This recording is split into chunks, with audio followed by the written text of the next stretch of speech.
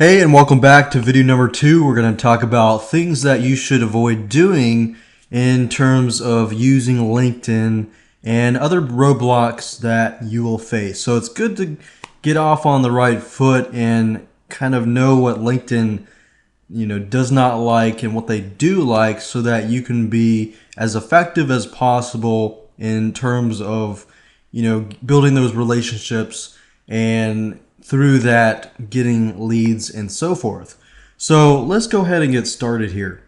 So you want to have the mindset of quality over quantity. And while that is quite obvious, it's easy to want to do a lot and build a large network and this and that. But you really need to think of quality over quantity. So instead of trying to do a lot of stuff, just do a few things that are right, and you'll begin to see some results. So obviously LinkedIn as a site, they want quality professionals. They don't just want people to join for the purpose of building a huge network. They want people who are serious about finding other professionals.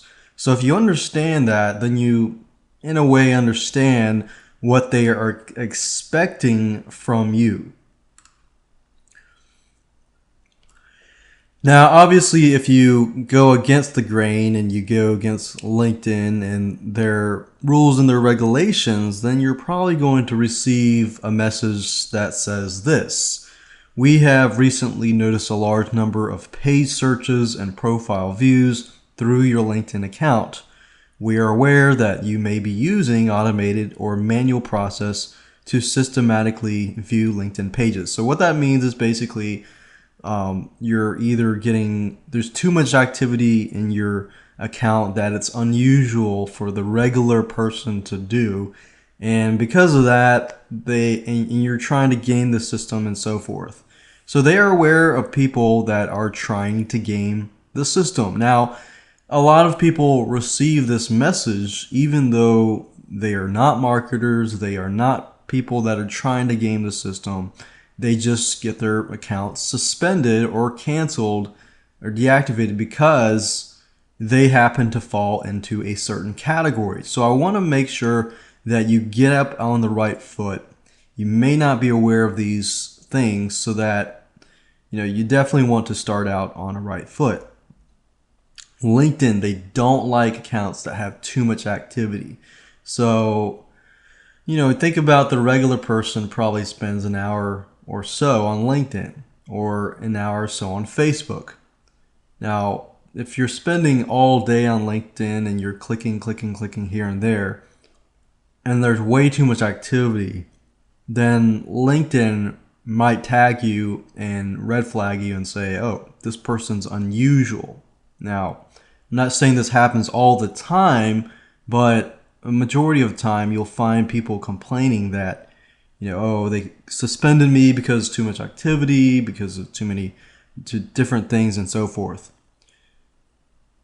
Too much activity, or even getting too many profile views. So you could be sending like traffic, automated traffic or whatever to your LinkedIn profile. So you want to do everything natural, just like you do Google or Facebook. Google traffic, and what they're looking for is they're looking for quality. So the same goes for LinkedIn as well. Different IPs for different profiles. For example, if you create 10 accounts on one IP, then there have been cases where LinkedIn has suspended all those accounts. So you want to make sure you look natural. You want to, protect your back by signing up just one account. You don't need multiple accounts.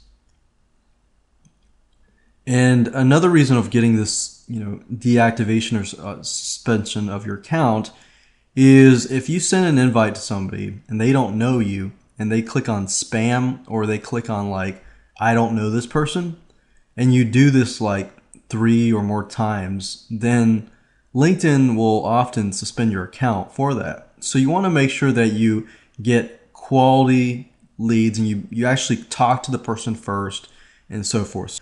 So we'll talk about that in the later videos on how you can grow your network naturally and start conversations and so forth and build relationships from that point. So you definitely want to avoid like Facebook trying to build your network fast and trying to get all, these invites out, because you definitely don't want to do that with LinkedIn. So things to avoid doing. Let me give you an actual list of things that you need to avoid doing. You don't want to send out too many invites to people that you don't know. So unless you make a connection with them first, don't send out invites. And I'm going to actually show you different ways where you don't have to send invites, and you can do specific strategies to get people to, become your friend. Because if too many clicks on the I do not know this person, your account will be suspended. So you definitely want to avoid that. Photo. Use your own personal photo, your face. Do not use a logo and do not use a poor photo. I think professionalism here in LinkedIn. So if you have a profile and somebody looks at your profile and it's not a face, that's what LinkedIn is not looking for. They're not looking for company logos on profiles and so forth, unless it's like a group or something. Don't send out bulk messages to your LinkedIn connections.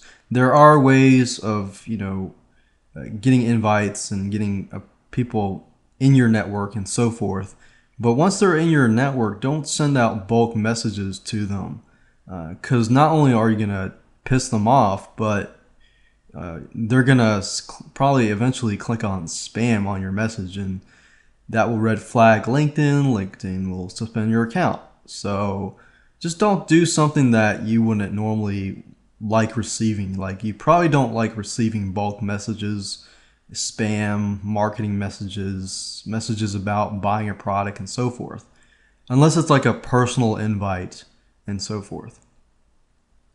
So think quality over quantity. People hate spam. LinkedIn does as well. Don't have multiple accounts. And don't put your telephone number or email address in your public profile. LinkedIn obviously wants people to become your friend first, and then you can communicate with them. Whatever you do within your message box is entirely up to you, depending on the guidelines and so forth.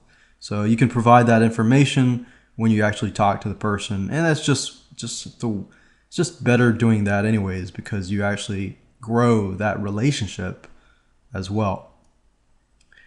Now, I know these rules can be roadblocks for you because you're not necessarily used to so many of these rules and so forth, but you can actually use these rules to your advantage, and let me show you.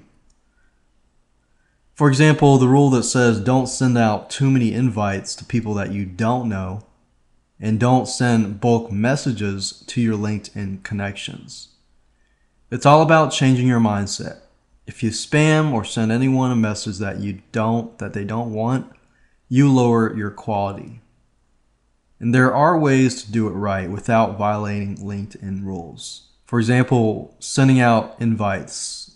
You'll be able to do that with recommendations and so forth. So don't send out too many invites. The solution for that is to find people, make a connection, start a conversation, build a relationship with them, and then move from that point on. And another solution is recommendations. By giving people recommendations, they will basically become your friend and so forth. Now, how do you give a stranger a recommendation? Well, that answer will be answered in the future videos in the strategy section, where we talk about how to get people to become your friend and how to get people to like you and so forth. Photo, you definitely want to choose a professional picture of you. And profile, I said this earlier, but you want to create a profile that answers questions for your target audience. Different target audiences, different industries are different. So you need to understand your industry and you need to understand your audience so that you provide them with the information that they are looking for. So with that said, let's move on to video number 3, and we'll talk about how to create a profile that answers the questions that your target audience and target industry are looking for.